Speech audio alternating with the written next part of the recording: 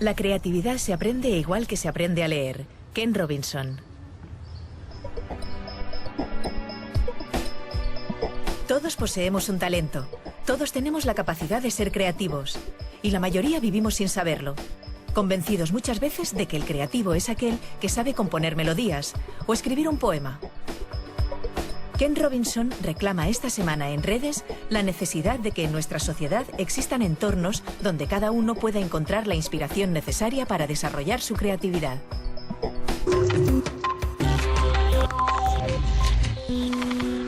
De mayor quiero ser profesora de mates. Me gustaría ser mecánico. Científica. Yo de mayor quiero ser programador. De mayor quiero ser electricista o jugador de fútbol. De mayor quiero ser pintora. Quiero ser escritora, ilustradora y veterinaria. Y muchas cosas más.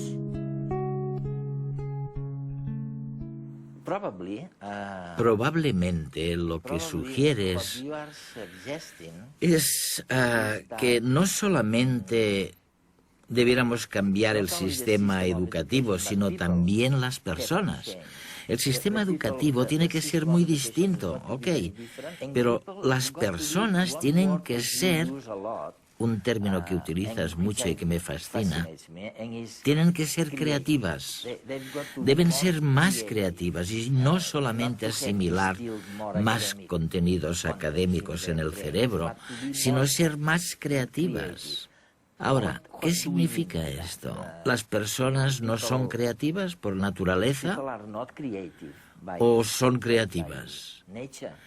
¿Son distintas o tienen que elegir serlo o no serlo? ¿Cuáles son los secretos para ser creativo? Antes de responderte, déjame que añada algo sobre los retos a los que nos enfrentamos y que, en mi opinión, nos fuerzan a pensar de un modo distinto sobre la creatividad.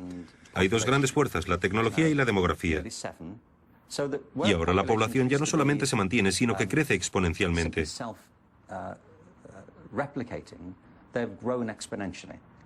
Por el camino, evidentemente, hemos dañado el medio ambiente y hemos destruido muchas otras especies. Todo esto no lo apunto ideológicamente, es una mera constatación científica. Hemos creado problemas sin precedentes. Y no lo digo porque sea alarmista, pero me preocupa que no se hable suficiente de estos temas. Resulta que, irónicamente, el motivo por el que esto ha sucedido es por la creatividad del ser humano. Hay algo en lo que somos totalmente distintos del resto de vida de la Tierra, y es que tenemos una imaginación muy potente. Gracias a la imaginación, se puede visitar el pasado y anticipar el futuro. Se puede asumir el punto de vista de otra persona.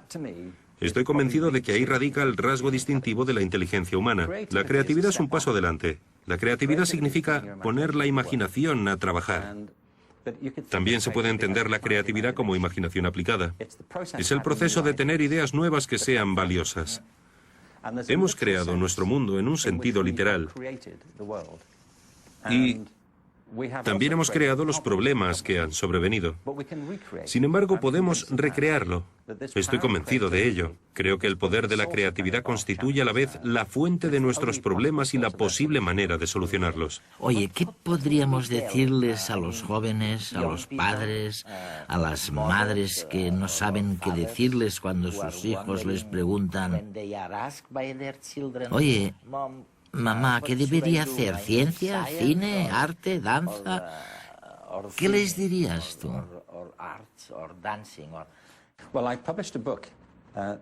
Publiqué un libro hace cosa de un año llamado El Elemento, descubrir tu pasión lo cambia todo. Por ejemplo, en mi caso, hay algunas cosas que se me dan muy bien y otras que se me dan fatal. Simplemente se me escapan. No soy demasiado bueno con las matemáticas. Hay muchas cosas que no comprendo. No sé tocar ningún instrumento. Carezco de la paciencia necesaria. Sin embargo, para otras cosas tengo confianza porque se me dan bien. El elemento trata de esto, de la diversidad. Conoces la expresión, ¿verdad? Decimos que alguien está en su elemento y a lo que nos referimos cuando decimos que alguien está en su elemento es que hace algo con lo que se siente cómodo, como pez en el agua. A mí me gusta mucho salir a correr por la montaña, Voy a correr, a lo mejor voy corriendo y veo que hay madroños y empiezo a pensar, hostia, pues a lo mejor con este madroño lo pongo a fermentar, me hago una masa madre, me hago este pan y voy haciendo pruebas así. Siempre llevo papeles en los bolsillos, escritos, con ideas. Me gusta mucho mi trabajo, porque te das cuenta de que es una cosa que sale de ti. O sea, es un proceso que elaboras tú. Pues en mi casa siempre hemos tenido negocio de hornos, de haberlo comido siempre y vivido y haber dormido encima de los sacos cuando era pequeño. Y es un oficio, pero que es un oficio muy manual, muy artesano, que requiere mucha paciencia, mucho tiempo, constancia, también mucha constancia y observar. Creo e intento ser creativo. Al investigar, pues, vas creando. Entonces, pues, miras de crear, mezclar productos, mezclar sabores, mezclar técnicas. A lo mejor he comprado una canela en un sitio y me viene enzimáticamente diferente y me degrada el gluten a una acidez diferente que la que consumimos aquí normalmente. 1000 cosas que te hacen dar 10 veces ese paso y no llegar a pensar, estoy fallando porque hay muchos errores. Es que si no te equivocas, no evolucionas nunca. Yo voy a comer a un restaurante y miro el pan y paso por la calle, voy a un pueblo y me meto en la panadería, compro pan, si puedo y me dejan entro en el obrador, hablo con el panadero, intercambio. Me gusta mucho hablar con la gente porque se aprende mucho hablando con la gente. Le echo horas mirando libros, le echo horas hablando con panaderos, le echo horas investigando, le echo horas mientras duermo. No se puede desvincular. Añadiré algo más. Estar en tu elemento me parece que implica dos cosas, no solamente una. En primer lugar, estar en tu elemento significa que haces algo que comprendes de manera natural, para lo que tienes aptitudes. Pero estar en tu elemento es más que eso, porque conozco a muchas personas a las que se les dan bien cosas que no les gusta hacer. La clave es la pasión. Para estar en tu elemento, tiene que encantarte lo que haces. Si algo te encanta, si algo te apasiona y encima se te da bien, como decía Confucio, nunca vuelves a trabajar porque vives la vida que te corresponde vivir. Te conviertes en tu yo más auténtico. Para mí este es el kit de la cuestión. Sabes que estás en tu elemento cuando se te altera el sentido del tiempo. Creo que al final, y en esto se basa lo que digo, si nos replanteamos la metáfora de cómo vivimos, al final todo es energía. Es tan simple como eso. Es una de las grandes nociones de la física y también del budismo. La vida es simplemente energía. Cuando nacemos, nacemos con una chispa de vida que cuando morimos se extingue. No sé si va a algún otro lugar. Hay quien espera y cree que sí. Pero lo que sí sabemos es que mientras respiramos y vivimos, la energía es lo que nos mantiene. Sin embargo, la energía no es algo fijo. Creo que la energía varía mucho en función de lo que hacemos. Algunos mirarán tu agenda y pensarán, ¿cómo lo hace? Ese ritmo acabaría conmigo. Pero tú obtienes energía con eso. Te carga las pilas. Otros se pasarán el día meditando y tal vez los observes y pienses, ¿cómo lo hacen? Yo me moriría de aburrimiento. Pero de ahí es donde sacan ellos su energía. Así que la respuesta a un padre que quiere saber qué aconsejarle a su hijo es que lo observe primero. Que no mire al mundo que le rodea, sino al niño o niña primero, para ver qué le inspira, qué capta su atención, quién es, cuáles son las cosas que le entusiasman, cuáles son las cosas por las que se siente atraído o las cosas que le provocan rechazo. Los seres humanos somos únicos. Somos capaces de componer canciones, de escribir novelas, de rodar películas, de crear, de inventar nuevas vidas, de soñar ciudades, edificios. De hecho, vivimos en un planeta completamente imaginario, en el que todo lo que nos rodea, incluso la ropa que llevamos o lo que comemos, no es más que el producto final de una idea que surgió de la mente de alguien. Existimos porque imaginamos. Y cuando desenredamos la capacidad de imaginar de nuestras neuronas y la ponemos a trabajar, somos capaces de crear, de avanzar, de tirar adelante nuevos proyectos, de resolver un problema, de afrontar nuevos retos. Aunque a veces nos equivoquemos, porque tropezar a menudo nos conduce a una buena idea. Todos tenemos la capacidad de imaginar y de crear. Lo que pasa es que la tenemos que desarrollar. Hemos de aprender a ser creativos de la misma forma que tenemos que aprender a leer. Y para ello, Existen 4 ingredientes básicos. Para empezar, debemos saber escoger bien qué es aquello que más nos motiva, nuestro elemento. Para estos surfistas, por ejemplo, es el surf. Se dedican a él con verdadera pasión, que es el segundo elemento que conforma la creatividad. Porque la creatividad es pasión, y la pasión es el motor que mueve nuestras vidas y el mundo en que vivimos. Están completamente entregados a este deporte. Necesitan practicar y practicar, esforzarse.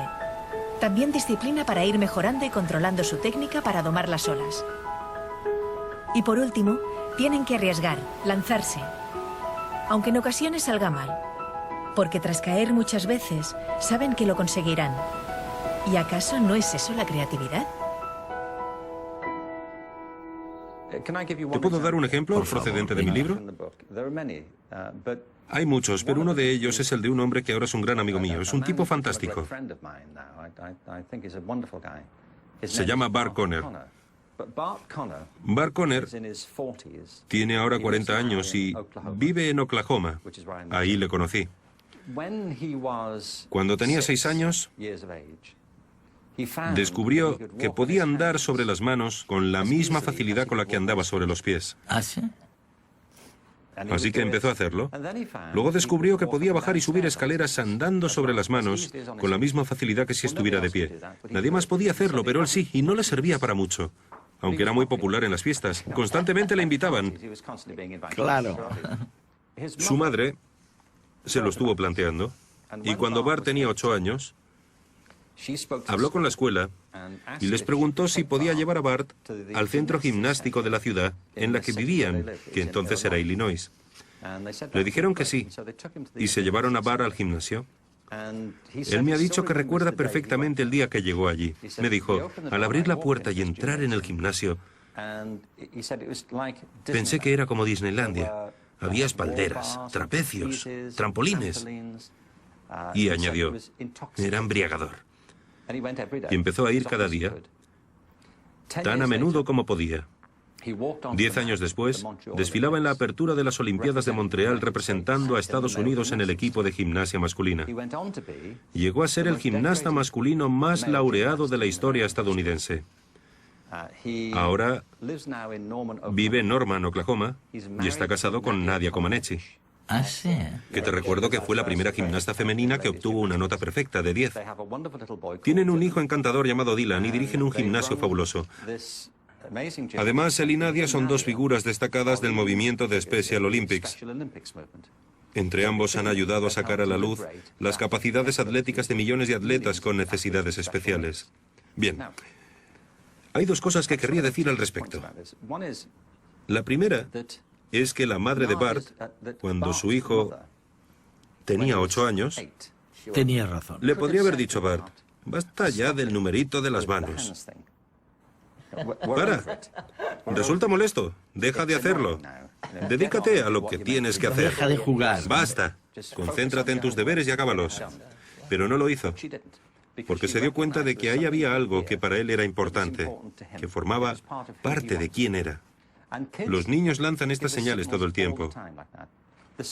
Lo segundo que quiero apuntar es que, aunque la madre de Bart le animó, jamás podría haber anticipado la vida que tendría. No podía saber, cuando le llevó a ese gimnasio de Illinois, que ganaría la medalla olímpica. Se casaría con Nadia Comaneci y ayudaría a millones de atletas con discapacidades. ¿Cómo podía saberlo? No lo sabía, porque la vida no funciona así. La vida es orgánica y creativa. Creas tu vida a partir de tu imaginación, de tu temperamento y de las oportunidades que generas. Las que aprovechas y las que dejas pasar. Estar vivo, en mi opinión, es un proceso creativo y, como en todas las formas de vida, si puedes crear tu vida, puedes recrearla. Desde pequeña yo siempre he querido poder enseñar a los demás. Y ya de pequeña ponía mis muñecas allí delante y yo les repetía un poco lo que supongo que es lo que hacen todos los niños, que cuando llegas a casa repites lo que tú has visto en el cole, ¿no? A mí me encanta mi trabajo. Porque estás ayudando a unos niños a que aprendan ya no solamente contenido, sino a que aprendan a cómo buscar esas cosas que van a necesitar No cuando sean niños, sino siempre, ¿no? Hago clases de plástica con niños de 11, 12 años. Siempre pienso un poco cómo, ya cuando entran por la puerta, cómo se van a encontrar la clase para que eso ya sea el primer signo de motivación. Entonces, unos días desmonto las mesas y las pongo de 4 en 4. Otras veces las pongo en 11 mesas seguidas. Otras veces pongo un biombo que tengo cartones y tapo lo que van a tener que dibujar o lo que van a tener que hacer. E intento que las actividades las puedan hacer todos y que los resultados sean diferentes. Cada uno ha de poder encontrar y ha de poder conseguir la solución que va con él. Siempre hay los miedos que cada uno tiene y las creencias que tenemos de si yo lo voy a saber hacer, es que yo seño no sé dibujar, es que a mí esto no me va a salir. Entonces, romper con eso a veces es muy complicado. Entonces, es otro aprendizaje que han de ir haciendo a fuerza de que tú les vas explicando que equivocarse es una cosa común y que nos pasa a todos y que de los errores hemos de aprender.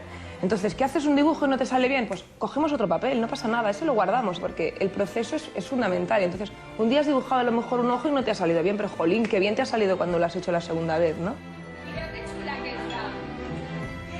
Yo pienso que todos somos creativos. Lo que pasa es que cuando uno es pequeño no tienes miedo, aún no has entrado en lo que se supone que es creativo, en lo que no, en lo que es bonito, en lo que no, y entonces te dejas llevar.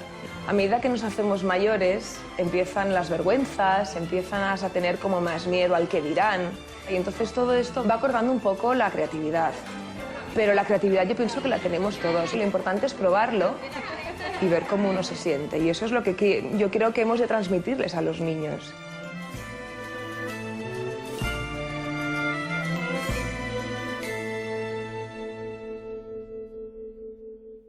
Por tanto, lo primero realmente es elegir adecuadamente el medio, el elemento, y luego conectar con la pasión que siento cuando estoy en este elemento, ¿no? Eso es lo que me estás diciendo. Sí. ¿Cuál sería el segundo secreto de la creatividad? Mencionas en algún lugar la capacidad de control. De control. ¿Qué quieres decir? Bueno, ¿controlar tu profesión? ¿Controlar tu vida? la creatividad es un proceso muy práctico. Hay muchas nociones falsas sobre la creatividad. Una de ellas es que todo se basa en dejarse ir, que ser creativo es hacer cualquier cosa que se te pase por la cabeza. Yo defino la creatividad como el proceso de tener ideas originales que aporten valor. Para ser creativo hay que hacer algo. Y esto significa que hay que trabajar con algo. Se puede ser creativo con cualquier cosa. Puede ser un matemático muy creativo y también puede ser un químico creativo, un entrevistador creativo, un profesor creativo, un académico creativo, un músico creativo. Puede ser creativo con cualquier cosa que implique inteligencia, pero para ser creativo hay que poder con el tiempo controlar los materiales con los que trabajas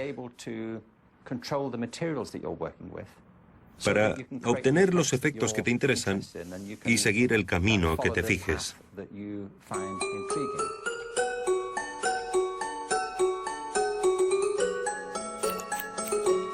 El pelo lo puedes usar para expresarte al mundo, o para dar una imagen de ti mismo, o para sentirte bien. Y hay gente que justamente lo usan dependiendo de las fases de la vida que vives.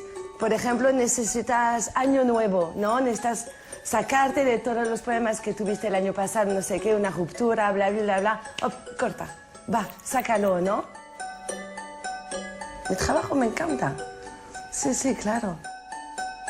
Lo supe muy joven, pero bueno, no pude, mis padres no estaban de acuerdo con eso. Lo empecé bastante tarde, ¿eh? Lo empecé a los 24. Lo que me gusta era el hecho de tener un conocimiento muy fuerte sobre una sabiduría, una técnica muy fuerte. El contacto con el cliente, que es mágico. El cliente me dice lo que quiere. Yo veo cuáles son las posibilidades reales del pelo. Y luego me toca también sacar, no sé, proponerle algo más, intentar verlo, ¿sabes? Me tomo tiempo para intentar entender quién es la persona, ¿no? Le pregunto, no sé, ¿tú qué trabajo haces? ¿Vives en pareja? ¿Cómo te va la vida un poco?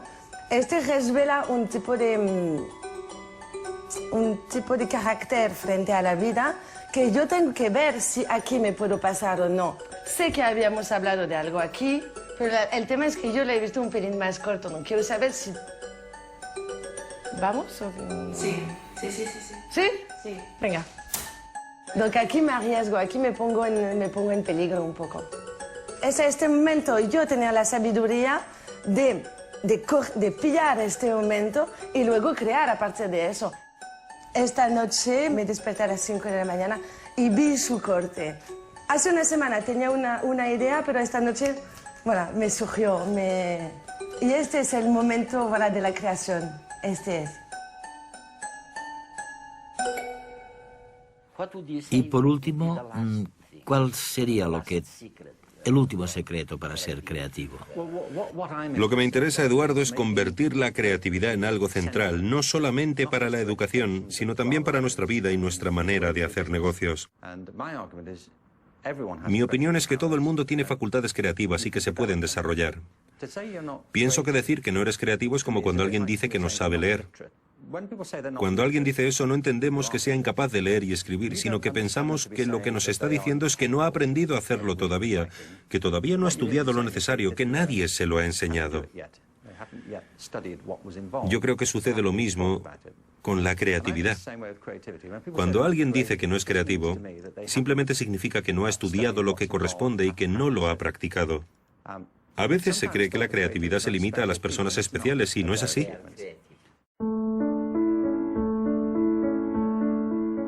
Todo el mundo es creativo, en cierta medida. El ejemplo clásico es el del científico, ¿no? Que piensa que tiene que crear una idea o forjar una idea a partir de informaciones muy variadas. En ese aspecto es igual que el proceso creativo, por ejemplo, en un escritor, ¿no? Quizás los elementos, las herramientas que utiliza son diferentes que en un pintor o que en un músico, pero finalmente es un proceso igual de creativo. Para poder tener una idea genial o una idea nueva, tienes que tener unos conocimientos básicos, porque si no, no surgen las ideas. Tú necesitas tener una serie de herramientas o de elementos, igual que el pintor tiene su paleta de colores, que te permitan de repente ver las cosas de una forma diferente, ¿no? Los momentos de inspiración normalmente no vienen cuando estás estudiando ahí o haciendo el experimento, sino que de repente surgen pues al cabo de mucho tiempo o de haberlo pensado de muchas formas, de repente te inspiras, ¿no? Cuando tú estás muy focalizado, tienes la atención muy focalizada en determinadas informaciones, estás favoreciendo la acción de uno de los sistemas, de nuestros sistemas de neurotransmisión, que es el sistema noradrenérgico, ¿no? Y ese sistema muchas veces te impide, digamos, establecer esos procesos asociativos, porque lo que hace es focalizar la atención y lo que necesitas es que la atención se disperse un poco para poder entonces establecer ese diálogo, ¿no?, entre las diferentes áreas del cerebro y entre las diferentes informaciones que has recibido. ¿Te gusta tu trabajo, verdad? Sí, me encanta, claro. Quizá lo que más me apasiona es el descubrimiento, ¿no? El de repente ver algo que nadie ha visto, de repente observar, hacer una observación que además puede tener un impacto y una relevancia y puede ayudar a la gente, ¿no? Llegar a entender y a conocer el porqué de nuestras emociones, de nuestros sentimientos, de nuestras ideas, de nuestras capacidades, me parece apasionante. Es que la dedicación en un científico es prácticamente full time. O sea, uno no se hace científico, es científico. Es una forma de ser, es una forma de estar y es una forma de vivir. Para mí es muy importante que la ciencia se desarrolle en torno a preguntas científicas. Y para resolverlas pues necesitas unas técnicas u otras, pero lo que intentas es contestar una pregunta. Y eso es un proceso creativo en sí mismo. Eso requiere ser original, mezclar ideas y finalmente hallar esa respuesta nueva, ¿no? Y diferente. Y la tercera idea errónea es que no se puede hacer nada al respecto. Yo digo que se pueden hacer muchísimas cosas. Se puede enseñar a la gente a ser más creativa. Y deberíamos hacerlo en la escuela, en el mundo empresarial y en nuestra vida cotidiana. Esto me recuerda a un hombre con el que trabajé durante varios años para un informe que realicé en el Reino Unido. Se llama Harry Kroto y ganó el Nobel de Química. Participó en la comisión que presidí para desarrollar un enfoque creativo de la educación en las escuelas. Le pregunté al premio Nobel: ¿cuántos de tus experimentos fallan? Y su respuesta fue: la mayoría, más del 90%. Sin embargo, añadió lo siguiente: fallar no es la palabra. En ciencia, no se considera un fracaso. Estás descubriendo lo que no funciona. Y no se puede descubrir lo que sí que funciona hasta que exploras muchas posibilidades que no salen bien. También le pregunté, por cierto, porque además es diseñador profesional, cuáles eran las diferencias según su experiencia entre los procesos creativos de la ciencia y en el arte, en el laboratorio y en el estudio. Y me dijo que no hay ninguna diferencia. Es exactamente el mismo proceso, hipótesis y pruebas, solamente el resultado es diferente. Así que ahí está la segunda parte. Una parte de ser creativo tiene que ver con lanzar hipótesis, probar cosas, hacer bocetos, explorar posibilidades. Pero la segunda parte consiste en ser crítico, hacer juicios sobre los resultados y plantearse: ¿y bien, funciona? ¿Es lo que buscaba? Es un proceso constante para darle forma y moldearlo, y en cuanto comprendamos que ser creativo es un proceso material para el que hay que adquirir destreza y práctica, podremos enseñarlo. Me parece que deberíamos enseñarlo tan meticulosamente como enseñamos a leer o enseñamos matemáticas, y no solamente en las disciplinas artísticas, sino en la ciencia y en las humanidades.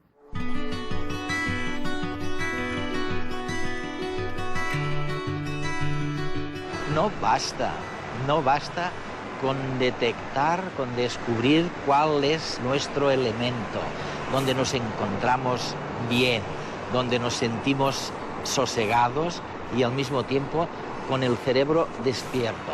No basta. Hace falta además meterle pasión. La pasión que ponen estos surfistas en controlar su elemento, en controlar su medio. Y en España y en muchos países a veces lo que olvidamos es la necesidad de esta disciplina, de este esfuerzo para controlar el elemento que uno ha descubierto como lo que le importa, lo que le interesa. Todos tenemos talentos y sabemos descubrirlo. Ken Robinson.